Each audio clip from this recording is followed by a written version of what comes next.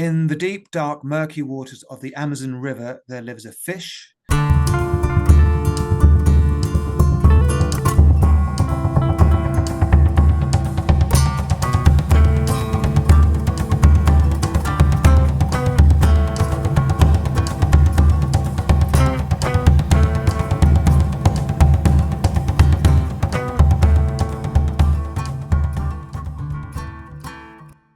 A fish. It's an electric fish called the black ghost knife fish.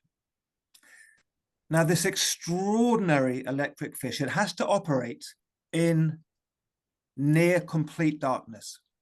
How does it do that? I hear Justin ask. Relax, Justin, I'll tell you. It does it by using electrodes, one on the tip of its tail and the other on the tip of its nose.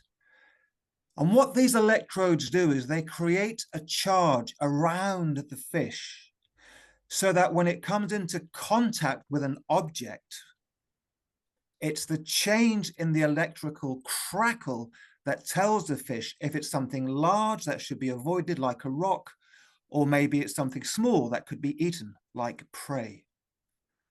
But why is it called the black ghost knife fish? Well, that's because the local inhabitants in South America believe that the ghosts of the departed reside in these fish. Hence the name black ghost knife fish. Hello, my name is Mike Kelly. As Justin, his kind introduction said, I am a communications coach with a background in acting, theatre, bits of television and film, which I don't speak too much about because it's not strictly relevant for you to hear.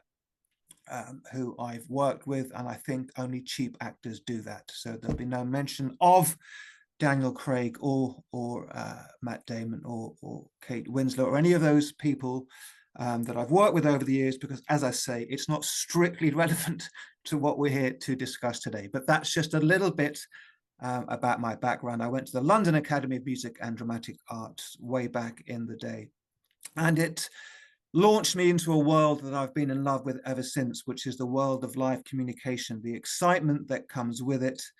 And for me, that irreplaceable buzz that comes from connecting with people, ideally in a real space where we're all there, living, breathing human beings, but of course, in more recent years, in the online world as well. And so for the last 15 or so years, alongside my predominantly theatre work these days, I help people around the world speak perhaps that bit more clearly, that bit more impactfully, a bit more compellingly, memorably. And what I've found over the years is it's very often, by the way, the story about the fish will make sense before the session ends. You have my word on that. Is that it's often the combination of small changes in how we speak that can end up making a huge difference. So that's what we're going to explore today. How this session is going to work, we don't have a huge amount of time together, is I am actually going to get you guys to speak to each other. Justin's going to help me set up some breakout rooms.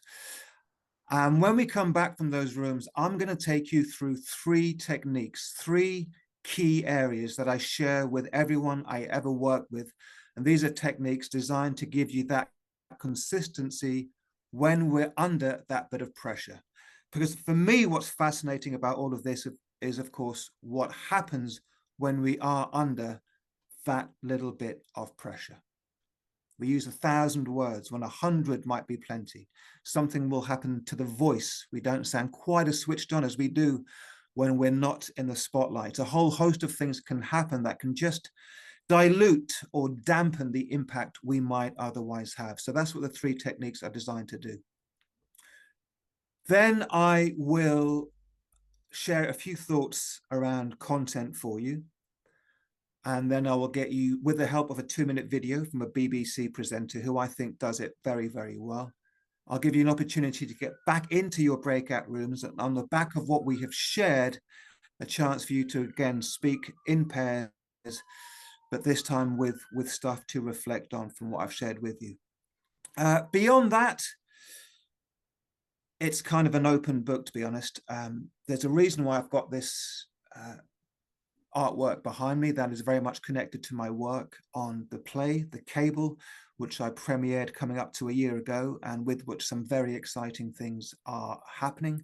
I'm happy to share how that came about and the prospects I have with that play. And of course, I will be welcoming questions as the session goes. So the first thing I'd like you to do, please, in your breakout rooms is to talk about these things. Incidentally, if we were in a session together, I would be talking to you, I would be filming you, I would be recording you. And the reason I always film people when I work with them is something I've come to think of as a perception gap. So this is me. I took up triathlon some years ago and remarkably exceeded all my expectations, which tends to happen, I find, in life when you really commit to something. And I ended up representing Ireland at a couple of world championship events in my age group. And this is me in an endless pool, absolutely convinced that my left arm was not crossing that central line, because I know that if it does, I'm not swimming efficiently. So I wasn't very happy when I saw this photographic image of my left arm doing exactly what I thought it wasn't. So it was a perfect example of, as I say, what I've come to think of as the perception gap. Often when it comes to speaking and communicating, particularly under pressure, we might not always be coming across as we think we do. So in any session I do, as I say, I will, situation allowing, always film and record people. And what I'm able to then do by way of feedback is backed up by all the fascinating insights, both in terms of what we see and, of course, crucially, what we hear when we play that video back. And so, yeah, with a bit of coaching and some feedback, that was me later that same session, with my left arm being where it is meant to be. So that's a little, some food for thought there in terms of the perception gap and the benefits of recording, being recorded when you speak. Right. Welcome back. I was fortunate enough to be able to pop into a couple of rooms, and it was fascinating to just to listen in on what you were sharing, both in terms of strengths, development areas, a couple of fascinating dream holiday locations as well. And look, it came as no great surprise to me to hear one word come up more than once, which was, of course, nerves, right? And, you know, that will mean different things to different people. For some, it will be senior people in the room. For others, it will be the sheer number of people who are our audience. You know, all eyes are on us. Most people I've ever worked with, they're not born comfortable in front of large groups of people, right? It's something they have become better and better at, of course, through practice, and of course, through that little bit of coaching and that little bit of feedback. So we all get them. I get them. I'll let you into a little secret.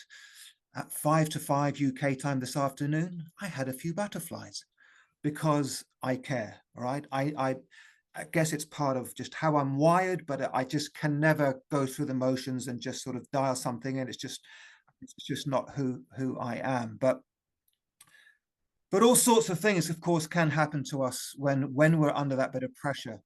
I think what the great communicators do, you would never know when you see them or hear them if in fact they are in or out of their comfort zones. You just wouldn't be able to tell, right? With the great speakers, you wouldn't know if they're having trouble on the home front, if they've had a tough day, if they've had a nightmare journey into work. You wouldn't know if they're hungry, angry, or that combination which we now call hangry. Any of those things, you just wouldn't know, right? They just have that consistency. They know what they need to do to put themselves across as well as possible, whatever might be happening.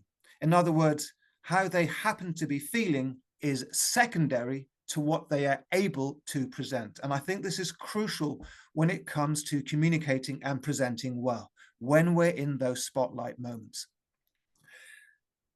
And so I use the word technique, I guess, in the same way that sports people would use that word. I'm very fortunate. I love sport. I always have.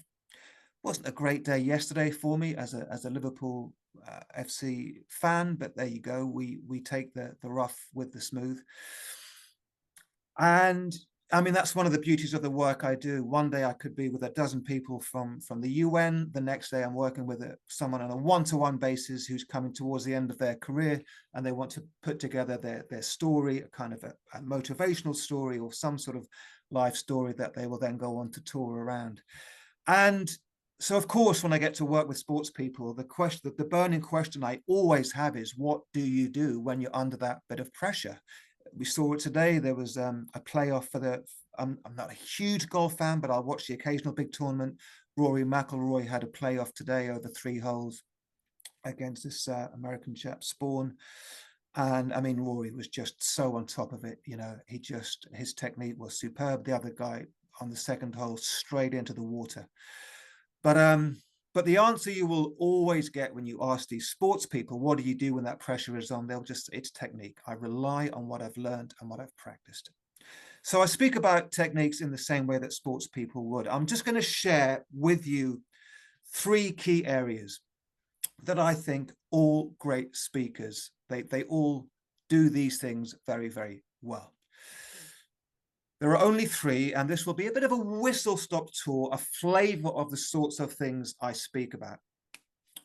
1 will be about body language, 2 will be about something I rather grandly call energy theory, and the 3rd one I will leave as a little surprise for you. We are here online, so my primary focus will be the online world. I'll throw in a couple of golden nuggets about face-to-face situations as well. So to kick off technique number 1, please use the chat function. I'm going to bring you back to your school days, and I'm going to pose you a question and you can give your answer in chat, please. It's the age-old question about first impressions and how long you think it takes to make one. And here are your options: 7 seconds, 45 seconds, 0.2 seconds, who cares? Those are your 4 choices. Look, it's your call. The only group who've ever gone for option 4 to date have all been teenagers, but that's not to say you don't have that option. I've given it to you as an option, so you have it. So 7 seconds, 0.2, 0.2, 0.2, 7 seconds. So a mixture. 45 has been thrown into the mix as well. So a split predominantly between 0.2 and 7 with a 45 thrown in. Yeah. For those of you who've gone for 0.2, well done. It really is the blink of an eye. This is not us sitting there making a rational call about what we think about people. This is our brains doing what they're designed to do, which is jumping to conclusions, racing to conclusions. The split second our eyes fall on people.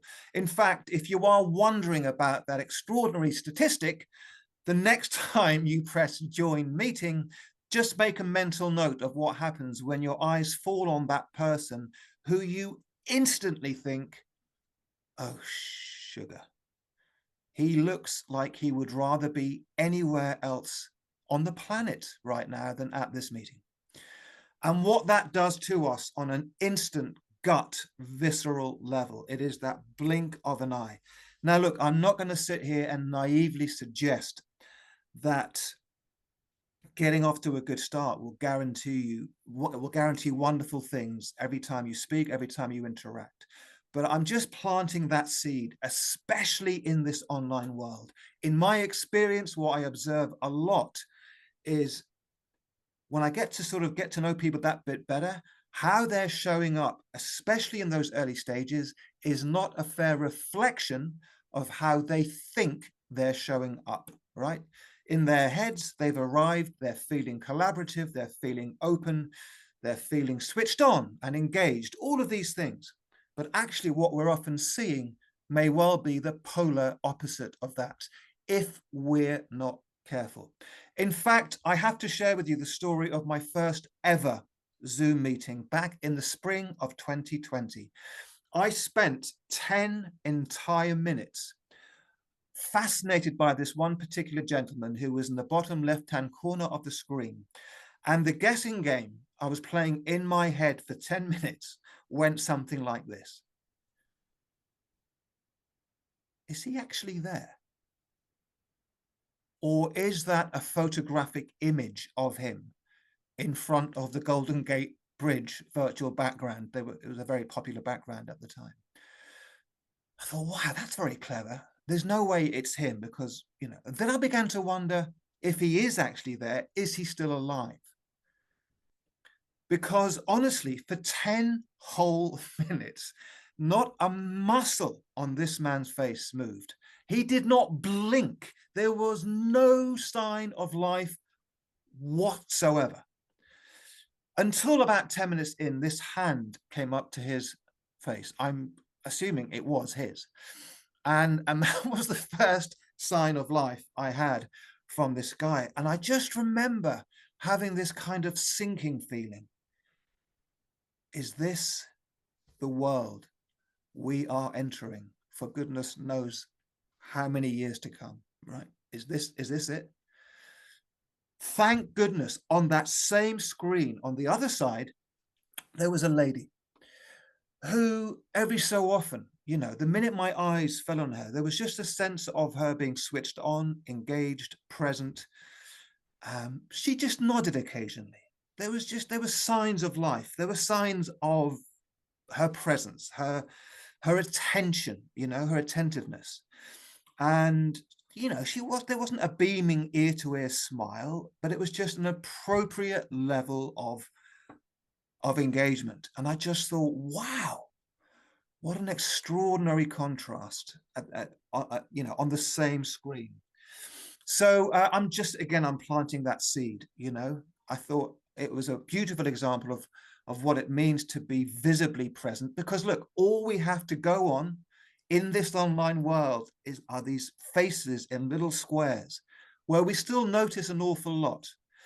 But if we're not careful, what we're noticing is not a whole lot. And of course, appropriateness and context and situation will, of course, largely determine the choices you make. As I say, I'm planting that seed. Is what we're seeing a fair reflection of what you want us to be seeing? And I think in terms of body language, on a general note, as human beings, we reflect what we see. We reflect what we see, and we do it remarkably quickly. Remarkably quickly. Do you know, honestly, I met someone in person just last week for the first time in 5 years, and I found myself still battling with the first impression he made on me back when I first met him.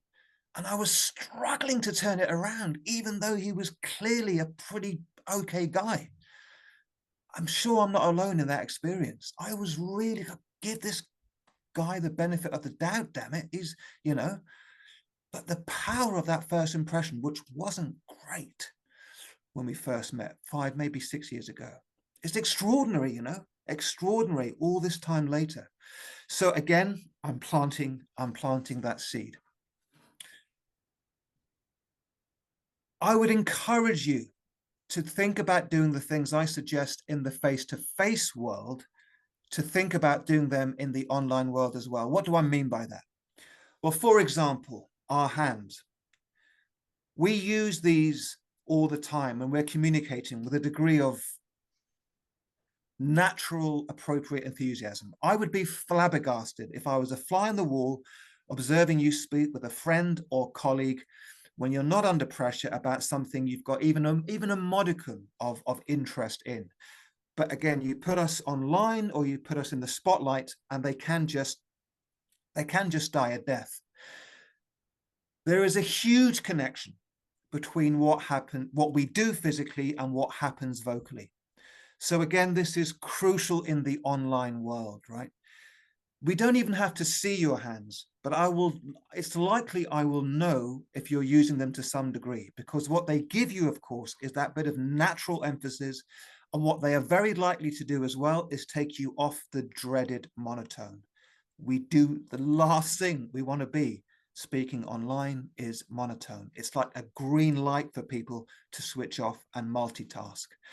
So just that general, that sort of natural use of hands is something I think it's worth revisiting if you find yourself getting physically non-committal in these online speaking situations you find yourself in.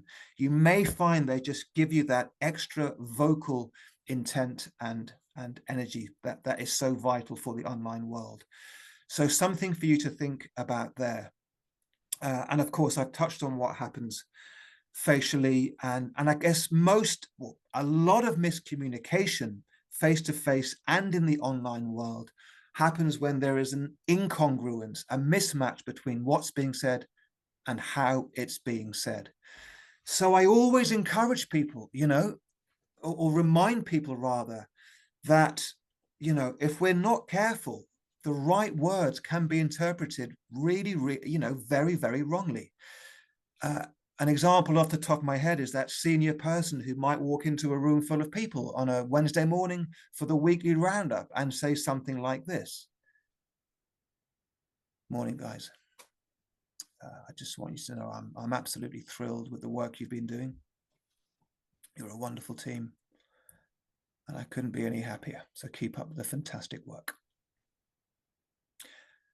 Does that look or sound familiar? I've seen it with my own eyes, right? And people kind of sit there thinking, Jesus, at least one of us is about to be fired. I hope it's not me. So that mismatch is something to be really, really mindful of. What is happening here? And is it in harmony with what you're actually saying? We're human beings first, and we're business people second.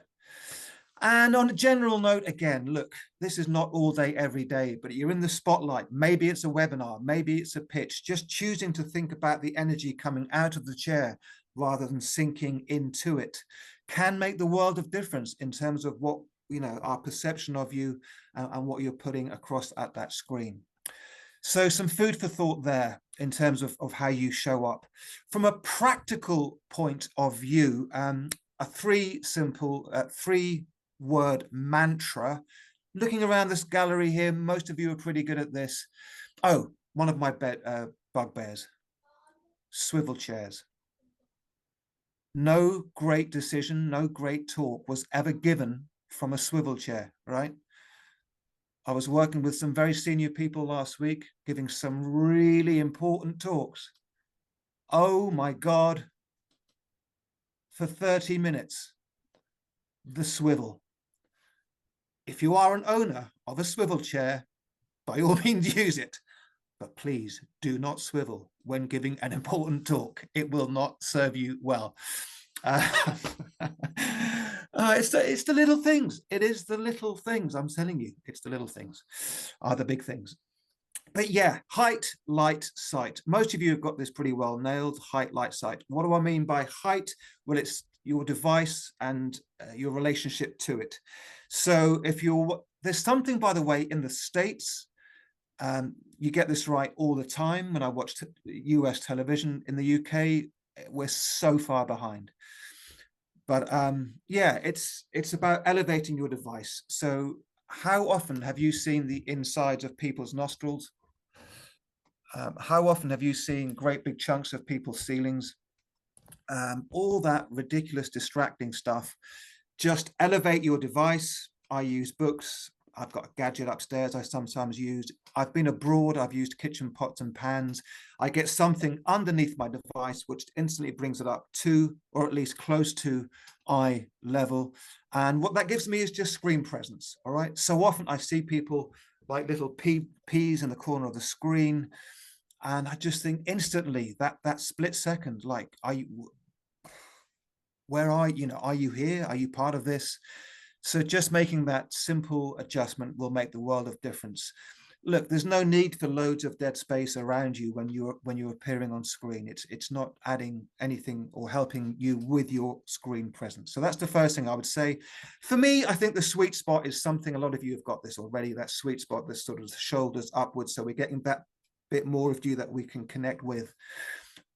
In my experience, when this is done really, really well, especially in one-to-ones, this is us as far down the scale of rich communication as we can be in the online world. When I look at the screen and I just see someone, really filling that space and doing the other thing I'm about to share, it's as close as we're going to get to the real thing. So again, think about that.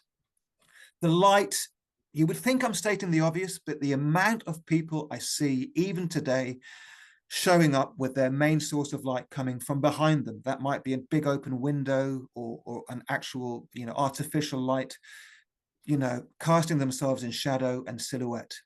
If you're giving an important talk, the last thing you want the people who are looking at you is them struggling to see you crystal clearly. So again, just think about the main source of light coming towards you. By the way, the reason I mentioned the US-UK difference is that whenever I switch on American TV, whoever is being interviewed is always beautifully framed and just doing everything really, really well. Whereas you go on the BBC and you're still seeing people at awful angles. It's one of those things I'm not quite sure why we're so bad at over here. The third and final thing is all about where your focus is. Originally, this was height, light, focus, but I couldn't have height, light and not have the third one rhyme. So height, light, sight.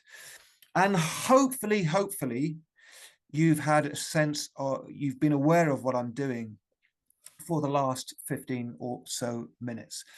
I have occasionally glanced towards the screen, but what I've spent most of my time doing is this. And I'm really hoping this has created for you a greater sense of eye connection with me. Just bear with me 1 second.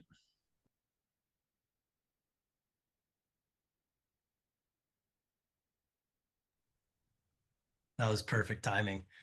I think, okay, you're back. Yeah, I just had to sort something out there briefly.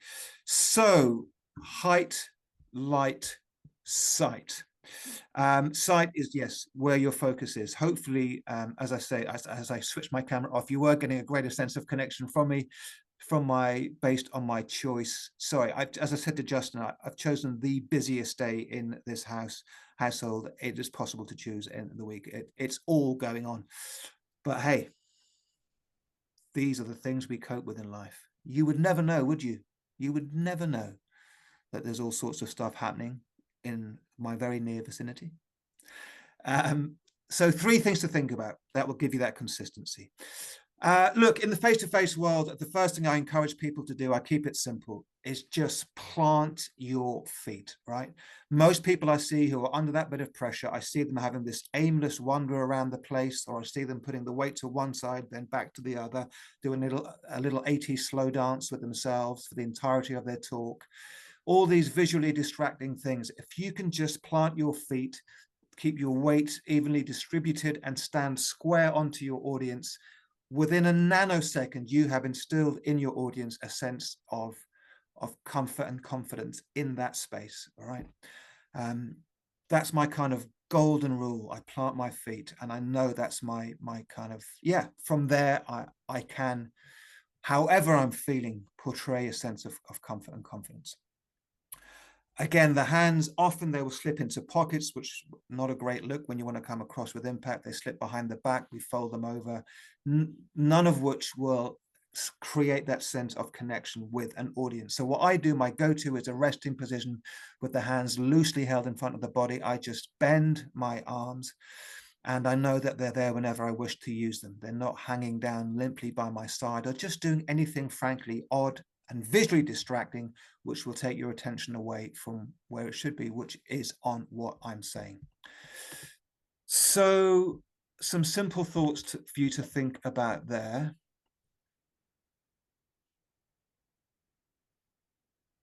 Yeah, it will feel like I am looking straight at you. And this is something you can expand your comfort zone with. It's kind of odd. Thanks for that question. It feels odd if you're not used to doing this. I'm looking at an inanimate object.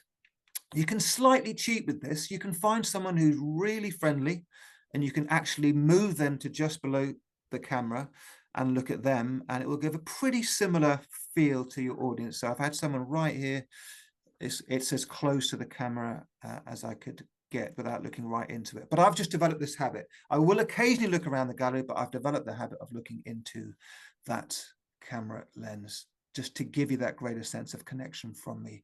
Again, the reason I started doing this, I've watched webinars where that level of connection just isn't there at all. You've got an audience you can't even see with webinars, right? So, you know, as I say, expand your comfort zone with it, practice this. And I just think if you do this well, you will be in the 1% of globally of great online speakers, because so few people are doing this element of it well, or even at all, right? So that's highlight sight. That's a few thoughts around body language in the online world. I'll leave you with one golden nugget: the ability to connect with people, right from the off. How do we do that? Well, I'm going to reference America again, JFK, way back in the day. You ask any journalist who would attend the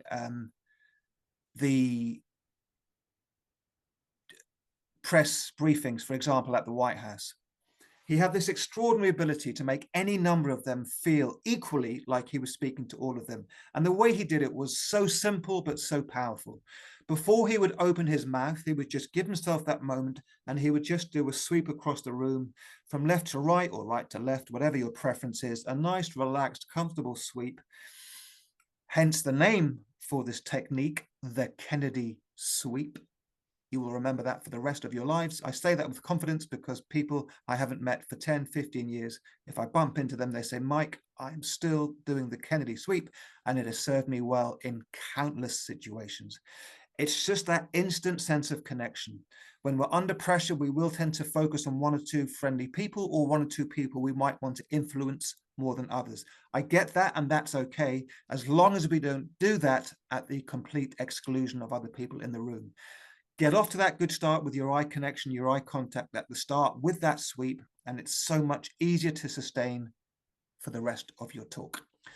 God, I said a flavor of what I talk about. You're getting the full package here. Technique number 2 is all about energy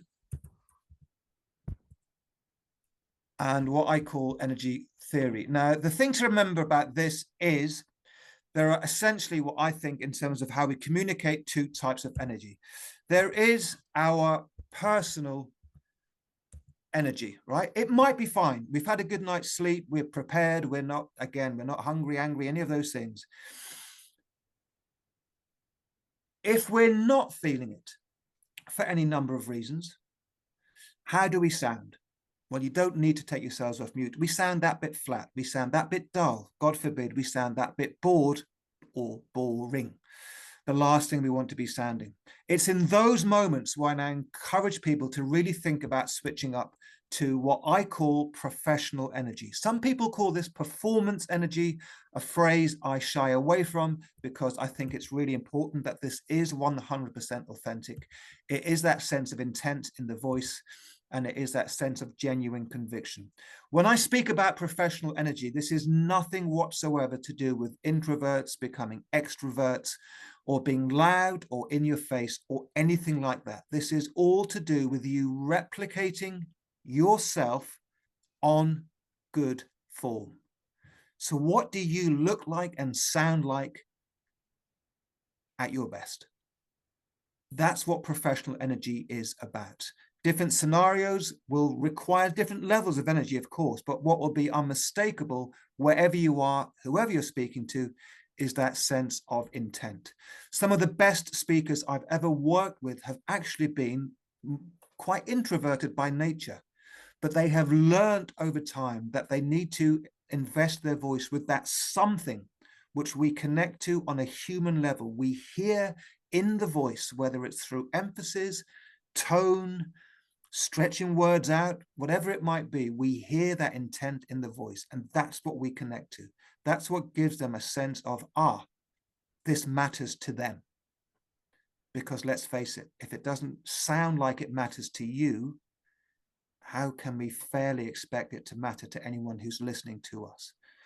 So that's what I mean by professional energy, right?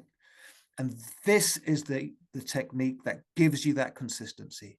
So if you switched on your television tonight and see and hear your favorite presenter, you would have no idea what might be going on for them off camera, off screen, because they have learnt where they need to be to present brilliantly every single time. And it's this awareness of where their energy levels might be at any given moment and where it needs to be. To be absolutely clear, you may just be feeling it and it will serve you absolutely perfectly well. But when you're not, you need to dial it up. The third and final technique is my personal favorite, and I think it's the one that elevates and separates the good from the great. It elevates the good to the truly outstanding. It's all about the pace at which you speak, and closely allied to that, the other magic P word, pause. I'm sorry, I do milk that for all it's worth. I can't help myself. Pace and pause. Let's get a bit of interaction going. Take yourselves off mute. It's not a trick question. It's a, what does it help you do if I am careful with the pace at which I speak, and more importantly, occasionally pause? Listen. Yeah, listen and engage. Listen, engage. Reflect on what you've just said. Reflect on what I've just said and process it. It is that fundamental. And again, there's barely a day goes by in the work that I do where my overwhelming feedback to people isn't, please slow down, please take a breath, please trust that you know your stuff and you're sharing important information. I need a moment to process it, right? And this can be the making or breaking of a pitch, of an important presentation, in terms of what lands and what stays with people. When we rattle through our talks at breakneck speed, the danger is our audience is processing point 1, point 2, we're off onto 6, 7, 8. We lose them. They are not in sync with us. So I really encourage you to think about and find comfort and confidence with at least the occasional pause. It makes the world of difference. What it allows me as a speaker to do, of course, is to think about what I want to do next, right? What I want to say next, what I need to emphasize. It gives me a sense of control over my talk, which again, I know sounds obvious, but so often the feeling I get is that the tail is wagging the dog, that somehow the speaker isn't quite in control of their talk, if that makes sense. So pace and pause makes the world of difference.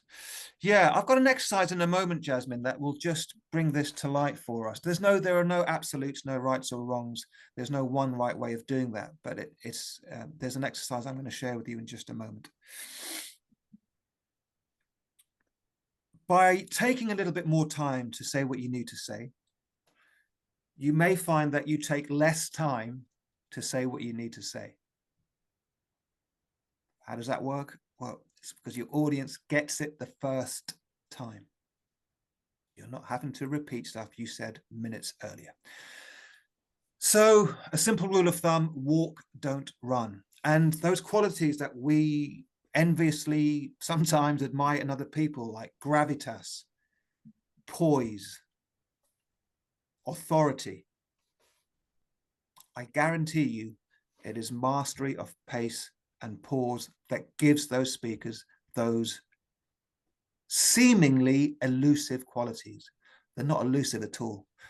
It's all about pace and pause. We are human beings. Take yourselves off mute. What sound do we typically make instead of pausing? What do we fill the gap with? Chorus. Let's have a chorus of us. We are an to varying lengths and with varying degrees of oomph, but we all do it. Look, the occasional or will not make or break your talk, but my goodness me, what happens when we do it to the extreme? I was listening to the Radio 4 just last week. An author was being interviewed. every solitary sentence was punctuated by within 2 minutes. It was all I could hear. That's what happens in the extreme. And of course, the downside is we can just sound uncertain. We can sound unprepared. We certainly don't sound remotely confident.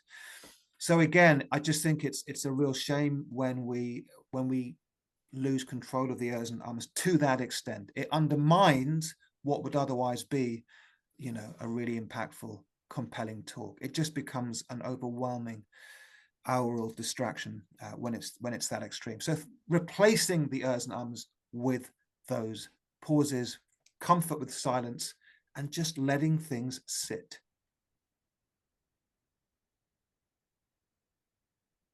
For a moment here and there. Those are the 3 techniques. Just to put one of them into a demonstration for you, I would just like to have 2 volunteers, please. Thank you, Joe. And thank you. Oh, Janae, it's dangerous to have yourself unmuted because it just leaves you leave yourself open for being picked on there. I'll do it. You'll do it. So we've got Joe and Janae. If the rest of you, please, could all look away from your screens. I want you to look away from your screens and you're only listening. And Joe and Janae are going to just quickly read this for us. So, Joe, if you can read down to the word diversity, please. And Janae, if you take over from there, off you go. So let us not be blind to our differences, but let us also direct attention to our common interests and the means by which those differences can be resolved. And if we cannot end now our differences, at least we can help make the world safe for diversity. For in the final analysis, our most basic common link is that we all inhabit this small planet. We all breathe the same air.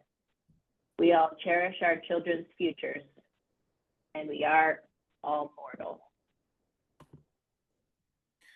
I think they deserve a round of applause for reading that so well, given that they had 0 time to prepare and think about it. Really great job.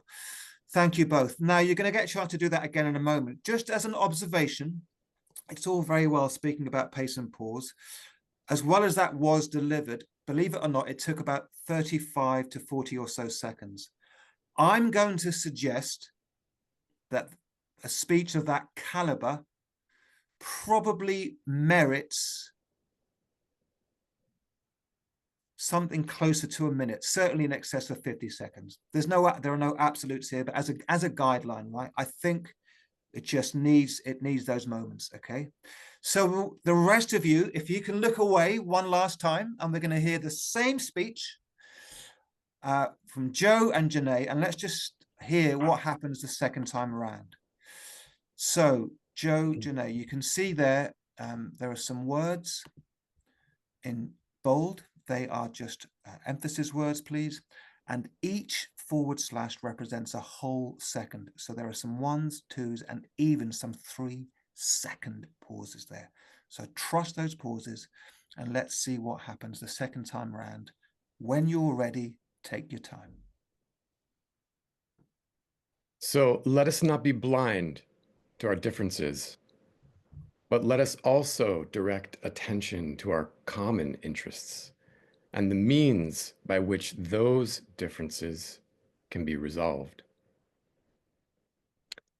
And if we cannot end now our differences, at least we can help make the world safe for diversity.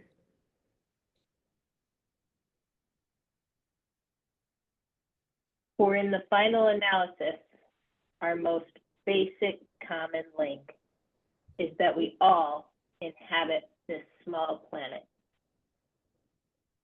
We all breathe the same air. We all cherish our children's futures. And we are mortal. Thank you, Janae. Great job. Feel free to unmute yourselves there. And I just a super quick bit of feedback. Thank you, Thornton. Thank you for letting me know. A quick bit of any thoughts there on what you took from it second time around? So much Impressive easier to effect. follow. Say Sorry. that again. Was that you, Christian? I think we started at the same time. I said impressive effect. It came almost like a politician's speech or something like that this time. Yeah. Thank you. Interesting. Anyone else? I kind of really struggled to get the meaning of it the first time. It felt like a lot of big words and something quite deep, but I couldn't quite grasp it, and I could picture it so much better the second time. Ben, thank you.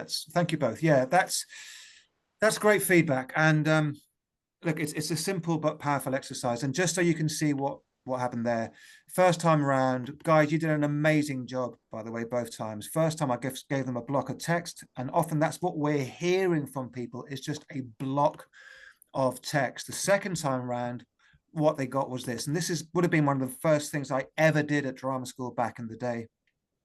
Just separating those thoughts out, right? Just a few markers, you know. And I'm not suggesting you do this with every talk you ever give, but it's amazing what it can do to give you that clarity in your mind about what you want to land, key words or key phrases, especially in the online world. We need words and phrases to jump off the page, you know, at least some of the time. It's vital. And so this is, you know, for me, this is great communication written down. It really is, you know, just a few pointers. You can do it with bold. You can do, yeah, it is simple. Absolutely simple, applicable stuff you can do that will just elevate you. In fact, what I even used to do sometimes, still do sometimes, is I will have the text in my hand and I will physically change direction, walking around an empty space, just to really get into my body and my bones, like new thought, fresh thought. You know, it's powerful stuff, simple but really powerful stuff. So what your audience hears then is that real sense of you being in the moment with what you're saying. What, you know, because the last thing we want to be hearing is a sense of someone just reeling off, or God forbid, reading that. You know, when we hear the something being read, unless, I mean, you can do that really well, but most people, if they're reading something word for word, it's a big ask to then sound authentic and you know, that to get that color and all of that in the voice, that sort of conversational feel that is gold dust when it comes to speaking well. You know, it might be a formal talk or a formal situation, but the speaker sounds conversational. That's when the magic really happens, I think. So yeah, I just thought I always fall back on that exercise. I'll be doing it all this week for the Department of Trade all over the UK with different groups. And I've never yet done it and not had extraordinary feedback from people, you know, in the room or indeed online. Okay.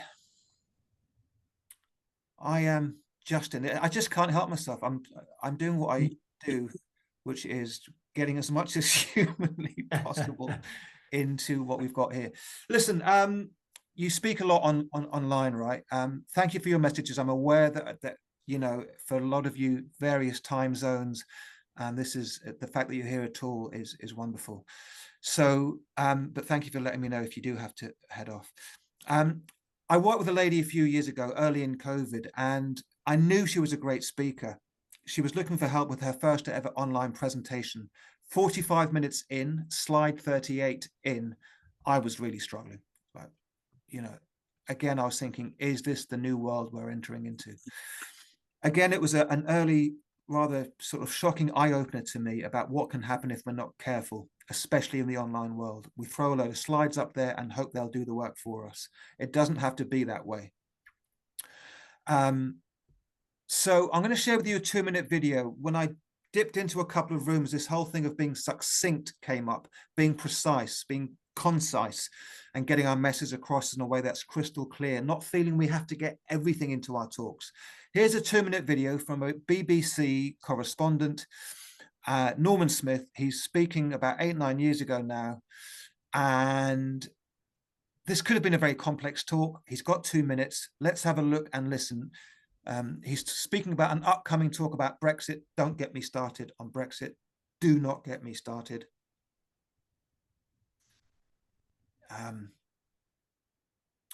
But yes, this is Norman Smith talking about an upcoming Brexit-related talk. And we'll have a quick reflection on that.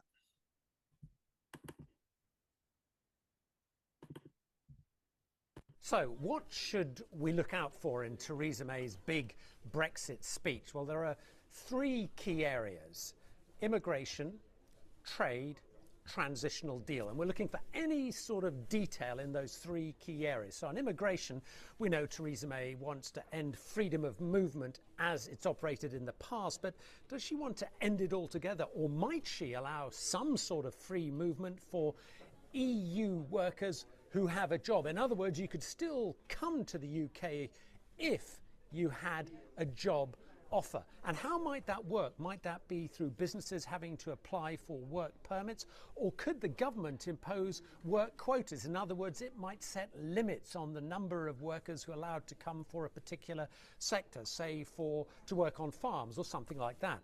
Then there's trade. We know very likely Theresa May will signal that we're leaving the single market, and yes, probably also leaving the customs union. But we also know she wants as much free access and free trade as possible. So is there any way we can leave the customs union without then facing tariffs within Europe? Is there some sort of mechanism that will we can reach with the rest of Europe to enable us to still avoid tariffs within the European area? And lastly, we come to the issue of a transitional deal. We know Theresa May has talked about avoiding a cliff edge for business. We know David Davis is sympathetic to this, to avoid business suddenly having to deal with a new world. In fact, Theresa May has also talked about an implementation process. But what might that mean?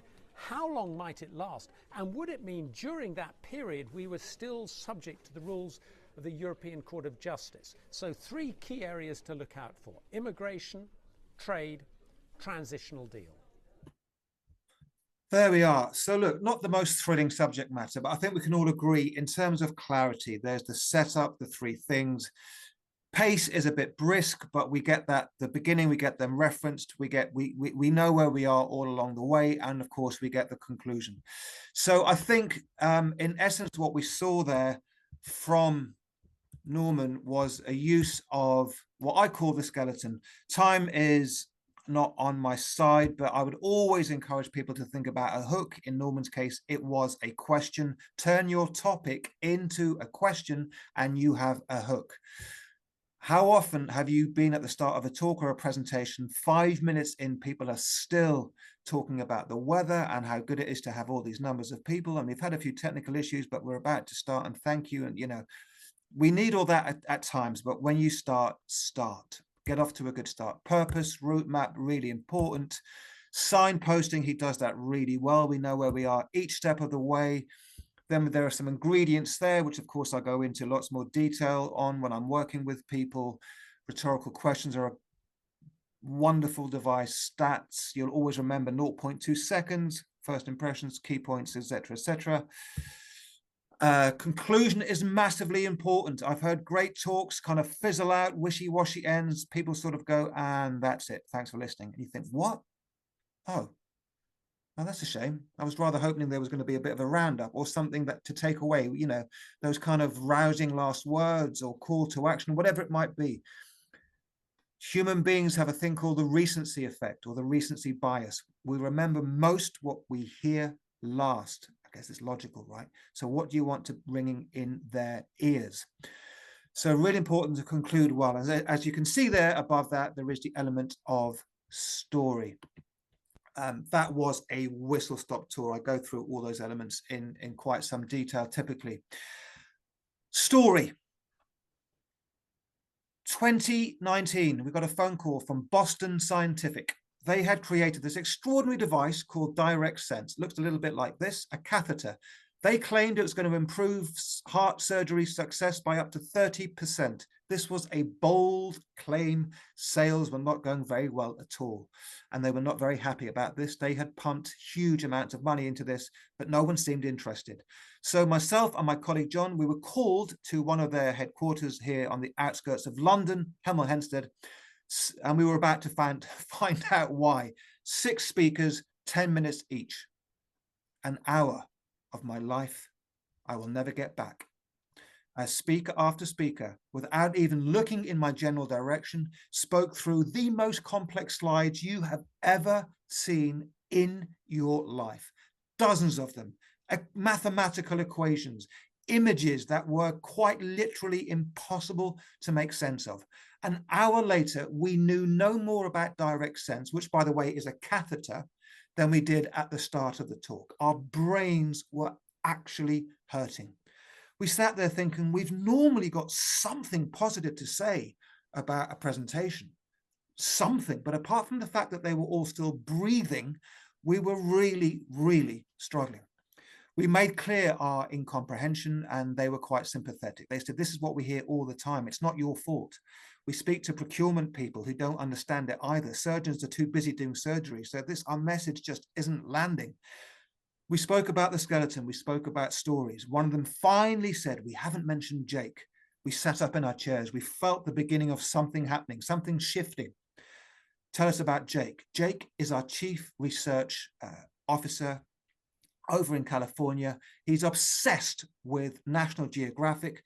He was flicking through a copy of it a couple of years ago when he came across an article all about a fish. In the deep, dark, murky waters of the Amazon River, there lives a fish. It's an electric fish called the black ghost knifefish.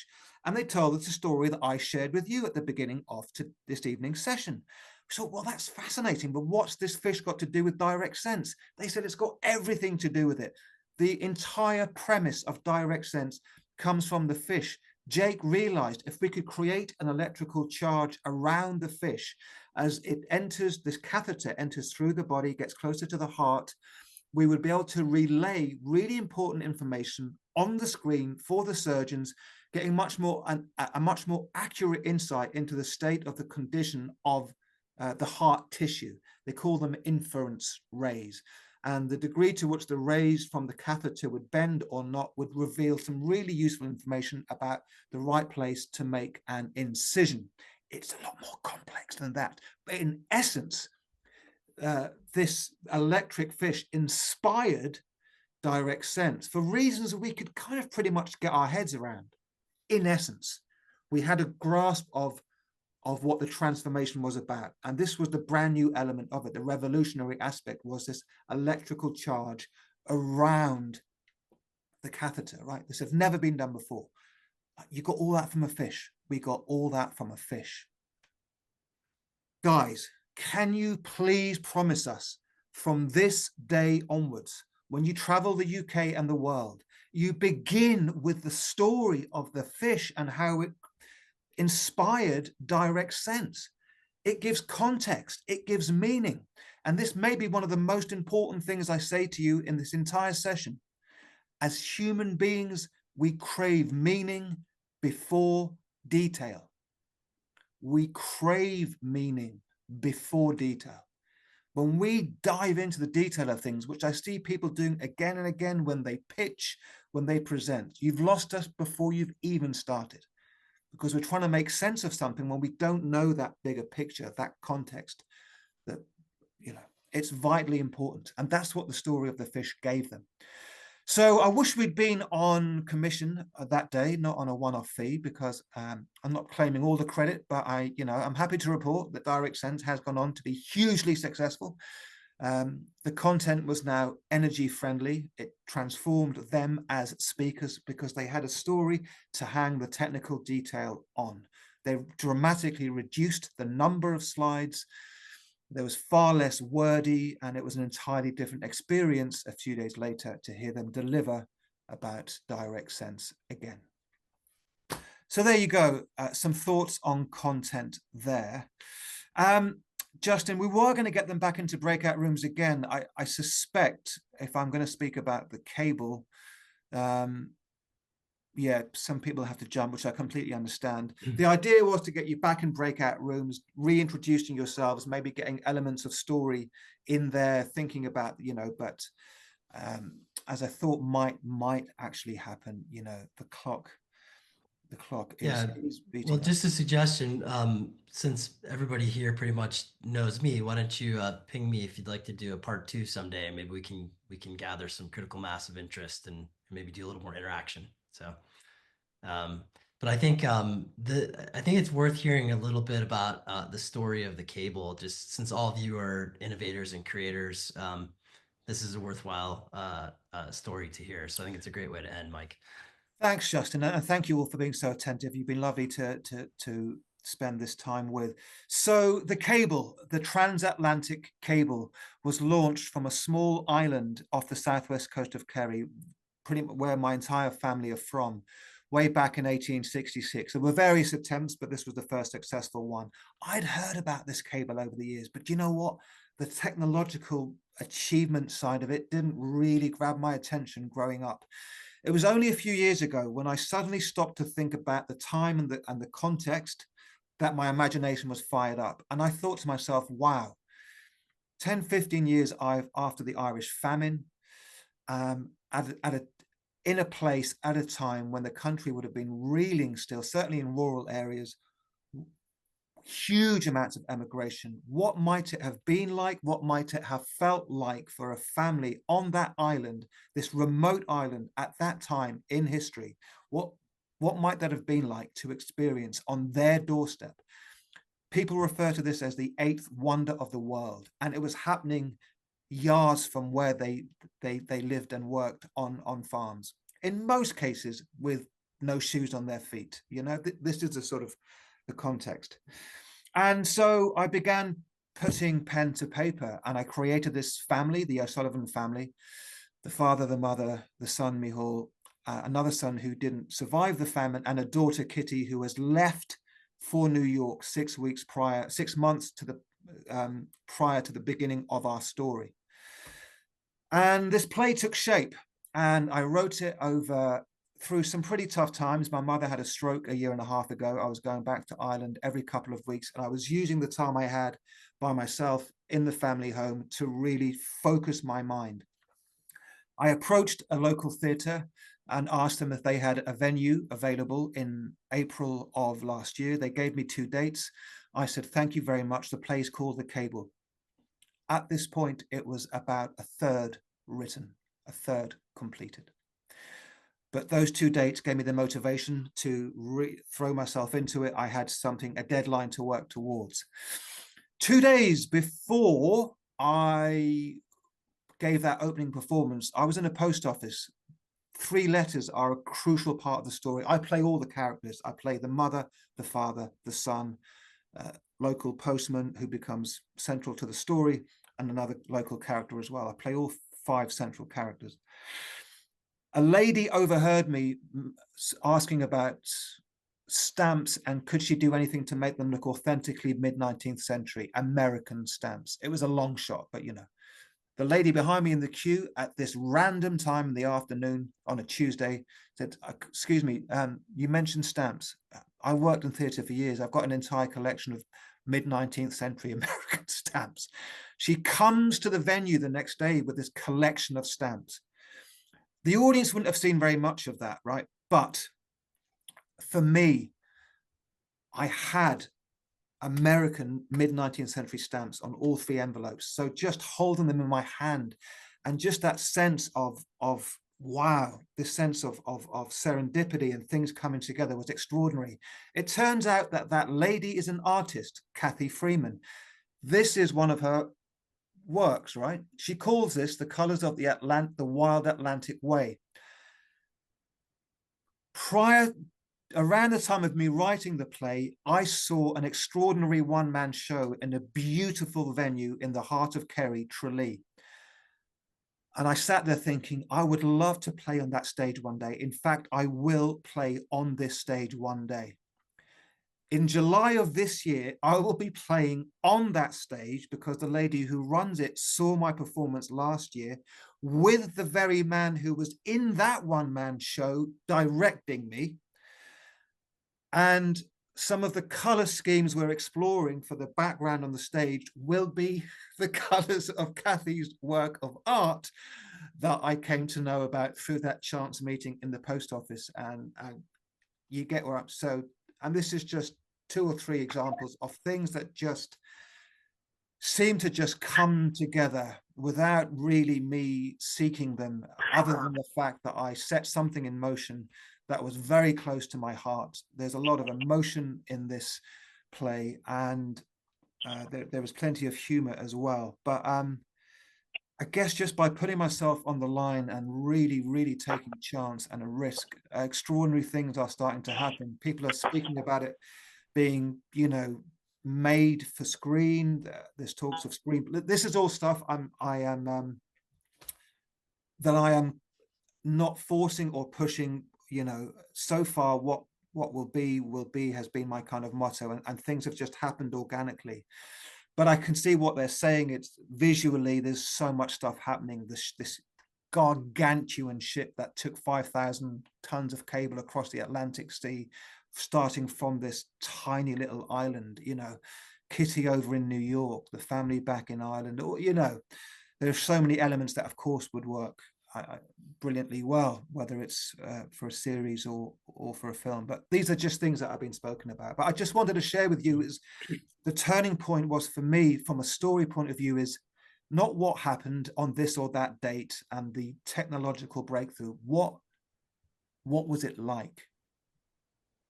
What might it have been like to experience that, to have lived through that? That's when my imaginative fire was lit, and that was it. From that moment on, it was just my every waking hour. In fact, I dare say there are people on various aeroplanes, buses, and trains in the UK and Ireland in the last year and a half who might be wondering, who is this lunatic who is muttering lines to himself? Because that's all I've been doing, is going around just learning my lines, voicing them out loud, and just getting this hour and a half's worth of text into my body. So that's been the story so far of the cable, and Wow. I think I've summed it up in. That's just a quick look at the flyer there. So yeah, and again, this is another example. My friend Lisa, who does design, she's actually put Morse code at the top there. That is the cable in Morse code at the top of that flyer. So just, you know, just coming across people who are creative and helpful along the way. So Mike, this was really helpful for me. Took away some really wonderful nuanced tips that, you know, this reminds me of being a musician in a way where there's so much nuance in the way that you try to tie together the way you're being, the music. You try to tune your body and your mind, and really try to hone the way that you're being, and pull that all together in a way that's respectful. In a way, it's actually giving of yourself in a way that connects with people, and that seems to be kind of the heart of this. And the technique really helps to make that happen in a way that leads to more influence, leads to more connection, leads to more ideas happening. So thank you for modeling that all the way through too. It was really wonderful to, it was very engaging for me, and really appreciate everybody else for your time and attention, and Mike for your generosity. And we will be in touch. Feel free to reach out with any other questions, and I can funnel those to Mike. His email is there. Any quick questions I'm happy to take. I've renamed myself with my email address there. That's a smart trick as well. I just thought of that now, but yeah, it's an easy one to remember. Mike at speakthespeech.co.uk. So if anyone. anybody who would like to hang out for a few minutes, I'm happy to hang on, Mike, if you have a few minutes. I've got a couple of minutes, sure. Yeah. So if anybody would like to hang out and has questions, feel free. Hi, Mike. Thank you so much. I took so many notes. That's why my camera was off, because I was like, oh, I'm taking notes over in the corner. So sorry for not giving you something to respond to, but super, super helpful. I have a question around scripting for speeches. I have done a few virtual keynotes, like hour-long keynotes. I've got a few coming up. I am very ADHD, and I find that if I don't have like a lot of structure, then who knows what's going to happen during that hour. But when I have a lot of structure, I can get like lost inside of the structure. And I'm wondering if you have any thoughts or technique around like the level of scripting versus writing down key points or practicing, rehearsing until it's just like deeply ingrained, or where to go from here, because it's very Yeah. No, interesting. thanks, Lisa. It is. It's a challenge, and thanks, and thanks for sharing, what you shared as well, for being open and honest about that. It's ultimately, and this isn't my get out of jail answer, but it genuinely, what you choose you have to be comfortable with, right? So I don't want to suggest something that you kind of feel is the only right way to go, but in my experience, I will, if it's something I'm doing for the very first time, I will have an entire speech. I will never have that entire speech to hand. I will never read word for word a speech. I will have, when it comes to delivering it, I will have keywords and phrases. I will have this. I will absolutely have the structure. I will always start with a hook. I did it today with a fish, whether it's just an opening question. And that, for me, that drives confidence. I know that if I get off to a good start, then it just tends to give me the ability to drive through the rest of the talk with that bit more confidence. I will typically have, where possible, the magic rule of 3, which kind of just helps for me break things down in my head. I have in other words, I have the journey of the talk mapped out. And that's what I will do. What I really encourage people to do is to practice out loud. Now, again, forgive me if I'm stating the obvious, but I know it's not the obvious, because a lot of people practice in their heads, and their notion of preparation is just rereading something again and again. And then the first time they put their voice into action with those words is in front of an audience. And all of a sudden, what worked well on paper isn't working so well, because on a human level, we connect with the informal. We don't, it's why when legal people give a talk outside a courtroom and they speak in that sort of legal gobbledygook, that we kind of disconnect. So we connect with people who speak in a conversational, informal way. So I really recommend you get used to hearing things said out loud. And if and when possible, getting that friend or colleague or colleagues to kindly give you 20 minutes of their time, see how stuff might be landing. But ultimately, as I say, it's what gives you comfort and confidence. Look, if you can deliver from a written piece in a way that just, you've got that skill of making it not sound read, then why not go with that? Why not give yourself that comfort blanket, right? But that does take practice, and the exercise I showed on the screen with the emphasized words and the suggested pauses will all help if you go down that road. But for me, it will always be a combination of practice and rehearsal, and on the day, trusting that I've got those anchors that I can rely on. I've got this opening bit of a story. Then I move on to this, and I know that okay, that covers that, and I've got that through line. And for me, 99 times out of 100, I'll just have those reference points. But absolutely, I'll have them written down. I won't just be leaving that to chance. Perfect. Yeah. Thank you. Thank you so much. So helpful. You're welcome. Thanks, Lisa. And if I might, I've got a quick question for you, Mike. Yes, Rhett. I love having people up to my house. One of the things I like to do in the mountains of Colorado is have campfires and tell stories around campfires. People show up and they want to tell a great story. Sometimes, though, they don't know that they're going to tell a story. What are 2 or 3 things that I could tell them to help them create that great story in that moment? God damn it. Everything about your start that was leading up to me being invited to that campfire. And then crikey, that's a question. So what would help them to get that story going, is it? Yeah. Well, you know, with my play, the first thing I do is I pose that, you know, the first line of my play is I'll write straight away, I promise. Those were the last words she said before we waved her off at Queenstown in County Cork. I'll write straight away, I promise. Now, that's a play, right? So already, you know, everyone who's seen it feeds back, wow, literally from the word go, like, who said that? Who's saying goodbye? From what? What's going on here? You know, there's that. So, and then within the next sort of minute, I've set up time, I've set up place, and so I've established that really. So I think I guess that's an obvious place in terms of getting a story going. But yeah, I'll always come back to, what was it like? You know, what did it feel like? So often I hear people take me through a list of stuff that happened, which may be great, you know, but at some point I want to know, what was it like? It's like, and that's the bit we're going to connect to on that human level. So, you know, yeah, you know, 6 months ago, I'm sitting in this bar and this complete stranger comes up to me and he's giving me this weird look, you know.